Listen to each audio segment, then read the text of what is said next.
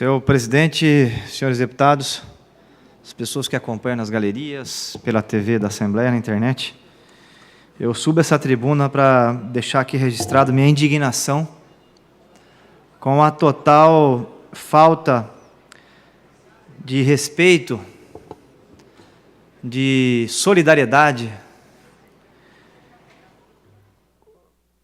dos governos, não só o governo do Estado de São Paulo, mas também o governo federal, com a dor de milhares de famílias do nosso Estado e do nosso Brasil. 43% das famílias que compraram a casa própria estão sem pagar o financiamento, estão inadimplentes nos bancos. São imóveis de 300 a 800 mil reais. As pessoas estavam empregadas, saíram do aluguel, muitos resolveram comprar uma casa um pouco melhor, compraram e por conta da crise estão inadimplentes, não estão conseguindo honrar os compromissos, sobretudo com o financiamento da casa própria.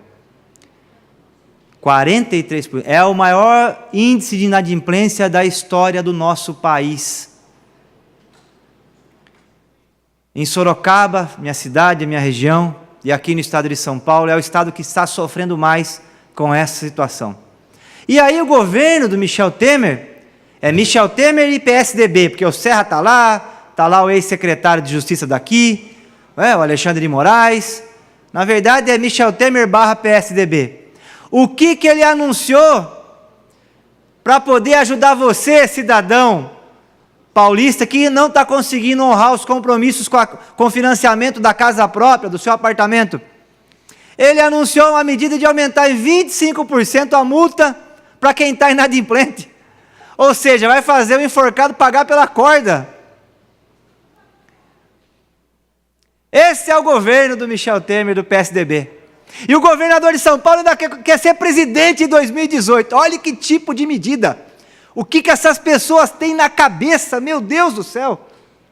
Se o cidadão não tem dinheiro para pagar o financiamento da casa, você vai aumentar a multa para quem não está pagando? Isso é um absurdo. Mas essa é a situação. Se não bastasse, ainda cortou 100 bilhões de reais de investimentos do BNDES.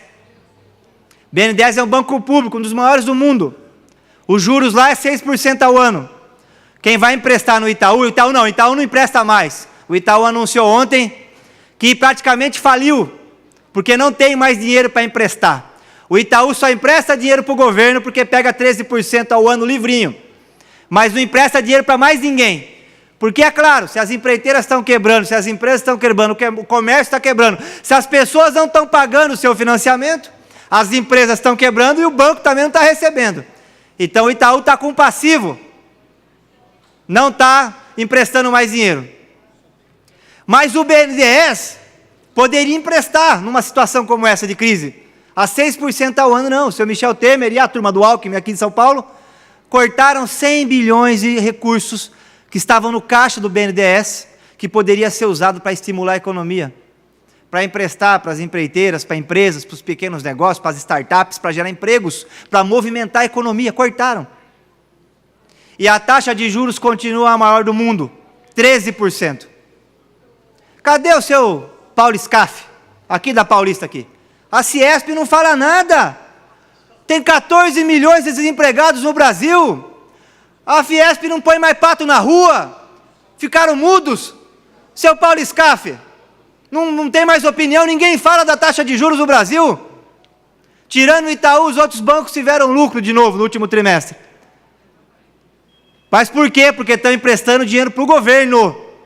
Porque se emprestar dinheiro para a iniciativa privada, para o comércio, para a indústria, não vai receber. Mas para o governo é religioso. Final do ano, 13% na conta. 13% na conta. Eu quero aqui deixar registrado, senhor presidente, a barbaridade que está acontecendo no nosso país. Saiu os dados da RAIS de Sorocaba, minha cidade, 18 mil desempregados. 18 mil pessoas perderam emprego na indústria. Empregos bons. A cadeia de petróleo e gás tem presença na minha região. Montadoras como a Toyota, setor metal mecânico. Está todo mundo fechando as portas.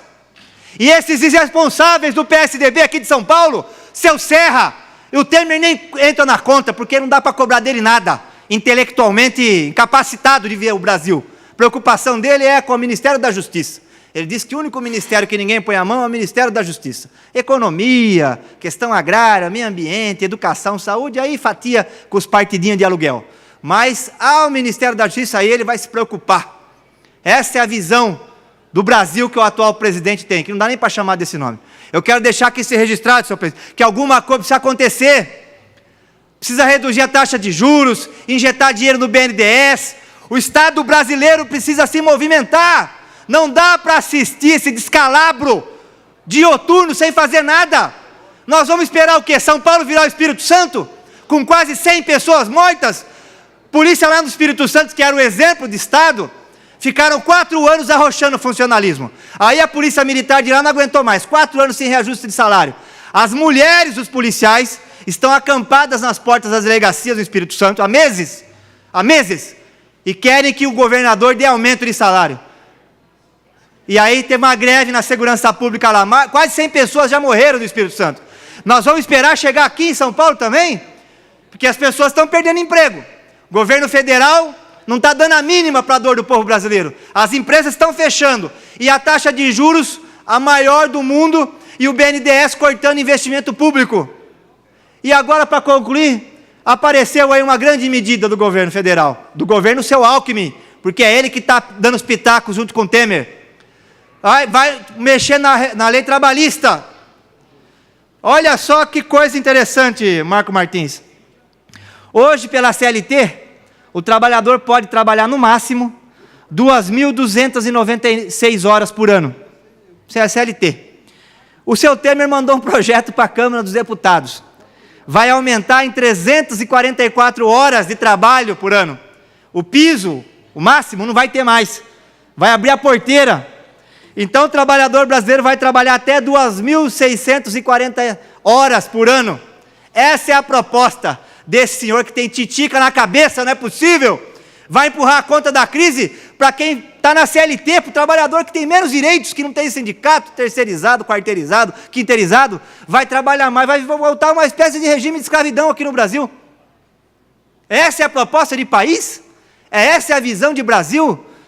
Nós tínhamos que caminhar para um país com uma distribuição de renda, com serviço público de qualidade, com bons empregos, empregos na área de tecnologia, da indústria. Não.